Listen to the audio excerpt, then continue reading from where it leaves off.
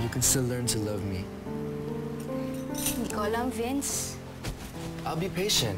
I'll wait. E paano kung hindi ko magawa yun? Paano kung hindi ko makalimutan si Migs? Mahirap ba talaga mahalin ako? It's not that. Si Miguel kasi. Mahal mo pa rin. Alam naman natin pareho na kaya lang ako nagpakasal sa'yo dahil kay Nino. Pati dahil kay Daddy. Pero wala talaga akong nararamdaman sa'yo eh. Sana hindi na lang tayo nagpakasal. Huwag mo sabihin yan. Tingnan mo ngayon. Umabot na tayo sa puntong sinasaktan na kita. I don't wanna be like this. I'm so sorry. This marriage was a big mistake.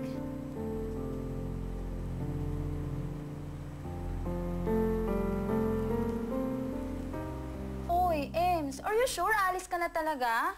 Oo nga, alis na ako. Naku, ang hirap pakisamahan niya ni Don Vicente. Hindi ko kaya. Eh, paano naman si Papa Migs mo, di ba? Nung papamix ka pa dyan. Papa Naku, Migs. hamon na sila ni Sarah. Pakikuha nga yung gamit ko dun sa CR. Tulungan mo na ako. Kaya ko na itong mga damit. Naku, tanga-tanga ko. Walang kasing tanga. Umaasa ako na paibig ko yan si Miguel. Sino ba naman ako? Isang katulong. Eh si Sarah, mayaman, maganda, may pinag-aralan. Ems, yung pregnancy test kit. Ay, nga pala. Naku, tapon mo na lang yan. Hindi ko na kasi nabalikan kanina. Eh, pinatawag kasi ako ni Don Vicente. Tsaka alam mo, sa tingin mo, ha? Kapag nawala ba ako, hahanapin ba niya ako? Bakit niya ako hahanapin? Ha? Bakit niya ako hahanapin? Eh, hindi naman niya ako mahal. Ang mahal naman talaga niya si Sarah. Ako, pwes di sila dalawa yung magsama, no? Wala kasi ako sa paningin niya. Alam niya Miguel na mahal ko siya. Hindi ko siya kayang iwan. Kahit anong gustuhin niya, gagawin ko. Naku, sumusobra na siya. Gusto niya hiwalay. Ha? Hiwalay! Ibibigay ko yun sa kanya.